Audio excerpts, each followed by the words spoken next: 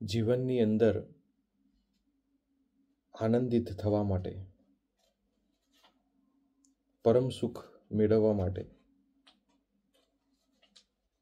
અને આ સુખ દુઃખના ચક્કરમાંથી બહાર નીકળવા માટે માત્ર ને માત્ર એક જ પ્રશ્ન છે અને એનો એક જ ઉત્તર છે. આ પ્રશ્ન જેને સોલ્વ કરી દીધો, જે સમજી ગયા, ઉત્તર મળી ગયો, એ પછી છતી દેહે બ્રાહ્મ્ય સ્થિતિ, બ્રહ્મ સ્થિતિમાં વિચરણ કરતો હોય. એને બધા જ ધર્મો અલગ અલગ રીતે એની વ્યાખ્યા કરે છે, એને પ્રાપ્ત કરવાની કોશિશ કરે છે, પણ મુદ્દો આ જ હોય છે. એનો ભાવાર્થ, એનો અર્ક આ જ નીકળીને ઊભો રહે છે. માટે જીવનની અંદર જો પ્રસન્ન ચિત્ત રાખવું હોય, પ્રસન્ન આનંદ પ્રાપ્ત કરવો હોય, તો આ પ્રશ્નને પૂછવો જ પડશે અને આ પ્રશ્નનો જવાબ પણ જાતે જ હલ કરવો પડશે. નહીં કે પ્રવચનો દ્વારા, નહીં કે કોઈની વાત સાંભળે દ્વારા. જ્યાં સુધી સ્વયં બોધ નહીં થાય, જ્યાં સુધી સ્વયં એ પ્રશ્નનો હલ નહીં થાય, ત્યાં સુધી અંતરની અંદર પ્રસન્નતા, બ્રહ્માનંદ એ પ્રાપ્ત નહીં થઈ શકે. તો પ્રશ્ન શું છે એ સમજીએ. પ્રશ્ન અદ્ભુત છે. અક્ષરમ અહમ પુરુષોત્તમ દાસોસ્મિ. અદ્ભુત આ ગુરુએ મંત્ર આપ્યો છે. મંત્રમાં જે રહસ્ય છુપાયેલું છે એ પણ અદ્ભુત છે. પ્રશ્ન છે અક્ષરમ અહમ. અક્ષરમ અહમ પુરુષોત્તમ દાસોસ્મિ. બસ પહેલા પ્રશ્નથી શરૂઆત થાય. જેમ ઉપનિષદ, આપણા જે શાસ્ત્રો છે, એ શાસ્ત્રોની મજા પણ એ જ છે કે પહેલા પ્રશ્ન છે અને પછી એનો ઉત્તર મળે છે. અને જીવનમાં પ્રશ્ન હોવો જોઈએ. પ્રશ્ન વગર ડાયરેક્ટ જવાબની તમે અપેક્ષા રાખો અને જવાબ પ્રાપ્ત થઈ જાય, એનું કોઈ મૂલ્ય નથી, એની કોઈ મજા નથી. એટલે પ્રશ્ન છે અક્ષરમ અહમ. પહેલા તો સમજીએ અક્ષર શું, હું પોતે છું. અક્ષરમ અહમ. તો જ્યાં સુધી આનો જવાબ નથી મળતો, આ પ્રશ્નને સોલ્વ નથી કરતા, સાચું સ્વરૂપ આપણું સમજાતું નથી, ત્યાં સુધી આ જીવાત્મા એ દુઃખી થયા જ રાખે છે. સૌથી પહેલા જે પ્રશ્નનો પ્રશ્ન છે અક્ષરમ અહમ, તો એને તપાસવું પડે કે શું હું અક્ષર છું. શાસ્ત્રોના માધ્યમથી, ગુરુના માધ્યમથી, સારા વક્તાઓના માધ્યમથી, એવરીડે પોતાના સ્વયં સત્સંગ દ્વારા પણ એ પોતાના સ્વરૂપનો યથાર્થ જ્ઞાન કરી શકાય છે. અક્ષરમ અહમ, પોતે પોતાનું સ્વરૂપ એક વખત જાણી લે, પછી એનો આનંદ, એ પ્રાપ્તિનો આનંદ કંઈક જુદો હોય. એમાં ભક્ત હંમેશા નાચી જ ઉઠતો હોય. એ સંસારની દ્રષ્ટિકોણમાં એના કરતાં એનું નાચ જુદું હશે, એનો ડાન્સ જુદો હશે, એની પ્રસન્નતાનો એનો કેફ જુદો હશે. પરંતુ એ એની પ્રાપ્તિને ક્ષણે ક્ષણ માણતો હોય, પરંતુ યથાર્થ રૂપમાં એ સ્વરૂપનો દ્રઢાવ થવો જોઈએ. એટલે પહેલા તો પોતાનું જ સ્વરૂપ ઓળખવાની વાત કરે છે, અક્ષરમ અહમ. પછી આવે છે પુરુષોત્તમ દાસોસ્મિ. આ બહુ જ મહત્વનો પ્રશ્ન છે. પોતાનું સ્વરૂપ જાણ્યા પછી તમે આટલા વિશાળ છો, તમારામાં આટલી સામર્થ્ય છે, જે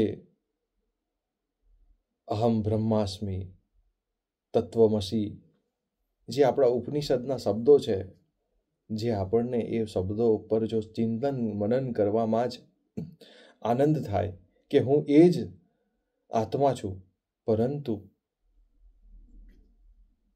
આવરણના કારણે ક્યારેક હું દુઃખી થઉં છું અને ક્યારેક હું સુખી થઉં છું. એ આવરણને હટાવવું એ જ આપણી સાધના છે. આવરણને હડસેલી મૂકવી એ જ આપણી સાધના છે. આવરણને સતત જોતા રહેવું એ જ આપણી સાધના છે. અને એ આવરણના મય આપણે એ મય ના થઈ જઈએ અને પોતાના સ્વરૂપ અક્ષર સ્વરૂપને સતત જોતા રહીએ, એને માણતા રહીએ, એ જ આપણી સાધના છે. પુરુષોત્તમ દાસોસ્મી કેટલું અદ્ભુત સૂત્ર આપી દીધું. જો અહમ બ્રહ્માસ્મીમાં આ જો એકદમ પરમ રીતે અહમ બ્રહ્માસ્મી જેને જાણી લીધું, એને અહંકાર નહીં આવે પૂર્ણ રૂપમાં.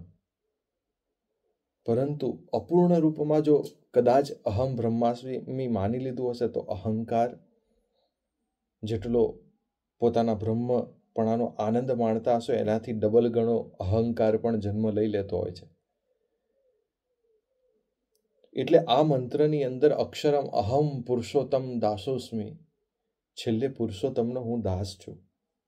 તમારું સ્વરૂપ તો ઉત્તમ છે, શ્રેષ્ઠ છે, પરંતુ તમે પુરુષોત્તમના તો દાસ છો.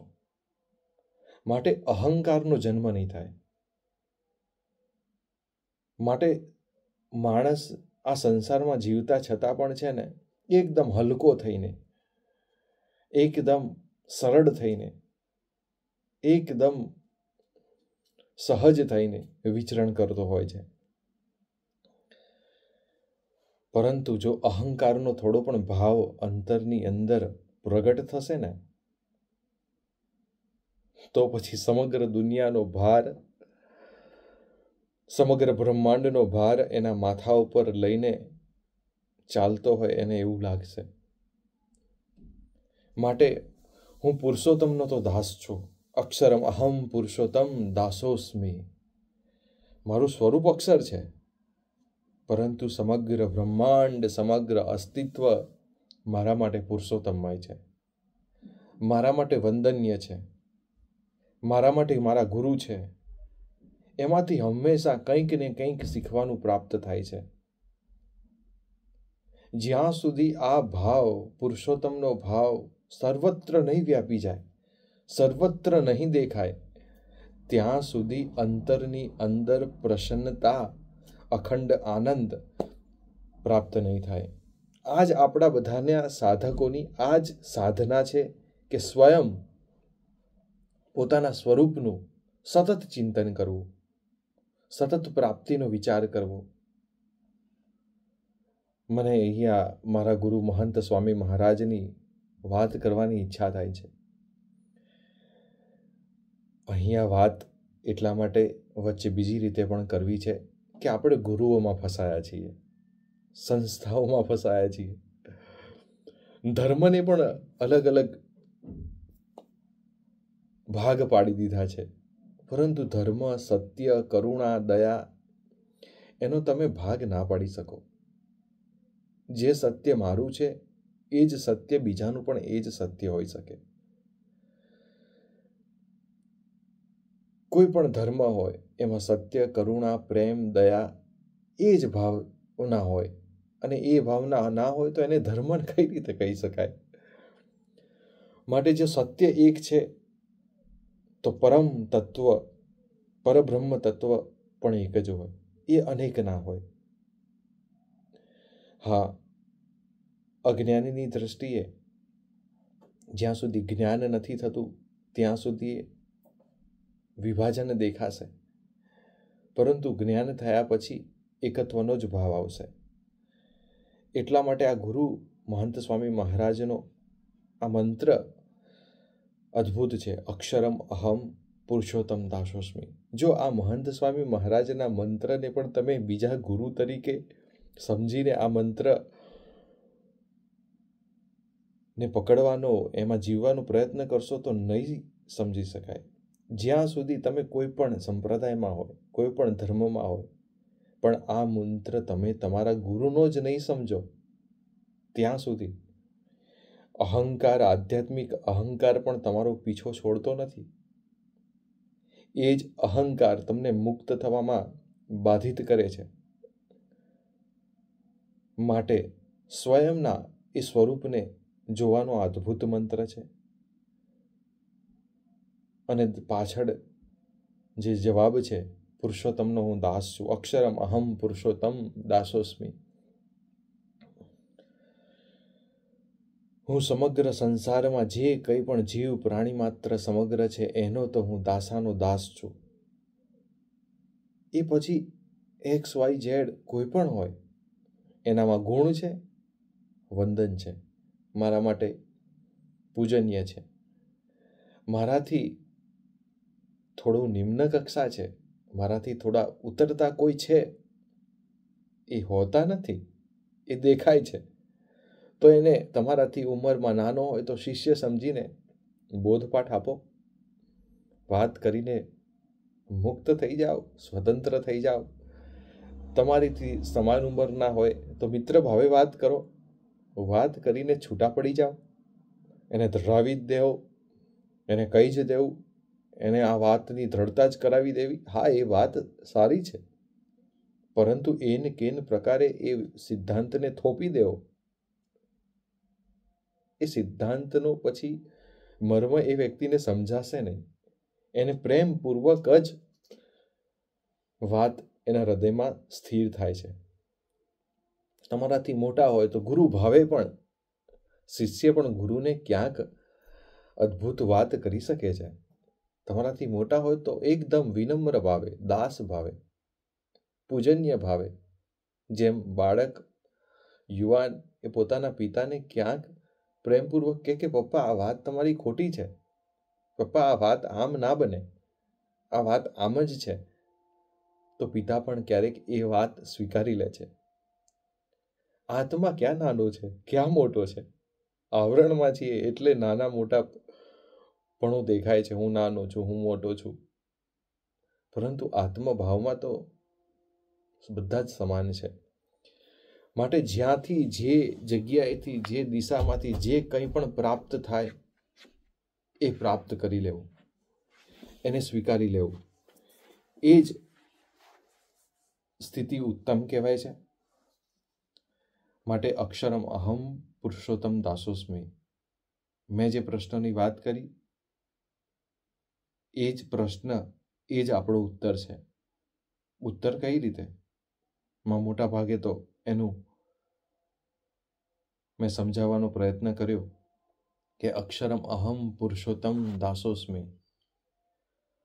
જવાબ પણ એ જ છે કે તમે તમારું સ્વરૂપ ભૂલ્યા છો. સાચો ઉત્તર, માનો ના માનો, પણ આ જ છે તમારું સાચું સ્વરૂપ. અક્ષર છે, અક્ષરના ભાવને પામવાનું છે, અને અક્ષરના ભાવને પામીને એ પુરુષોત્તમની દાસ ભાવે સેવા કરવાની છે. નહીં તો રાવણ જેવા રાવણને પણ જ્ઞાન બધું જ પ્રાપ્ત થઈ ગયું, પરંતુ એ જ જ્ઞાનમાં અહમ બ્રહ્માસ્મિ, તત્વમસી, હું જ બ્રહ્મ છું, એ જ અહંકારે એનો વિનાશ નોતર્યો. તો જ્ઞાન આપણને તારે પણ છે, અને અજ્ઞાન આપણને પૂર્ણ જ્ઞાન, અપૂર્ણ જ્ઞાન આપણને ડૂબાડે પણ છે.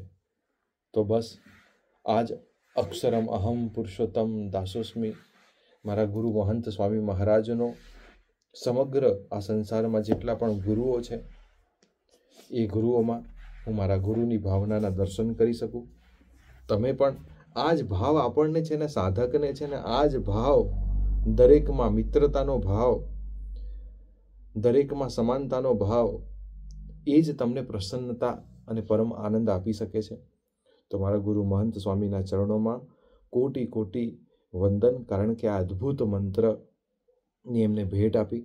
બસ આ મંત્રમાં જીવાય, સતત ચલાય, એ જ માટે આપણી આ જ સાધના છે, આ જ આપણી મજા છે. બસ તો આમાં વિચરતા રહેવું, આવરણને જોતા રહેવું, માયાના પ્રપંચને પણ જોતા રહેવું તો જીવન જીવવાની મજા પણ આવશે, આનંદ પણ આવશે અને યથાર્થ રૂપમાં તમે પોતાના સ્વરૂપને જાણીને બ્રહ્મ સ્થિતિને પ્રાપ્ત કરી શકશો. ધન્યવાદ. મળીશું ત્યારે ફરી કોઈ વિડીયોમાં. કરી દો.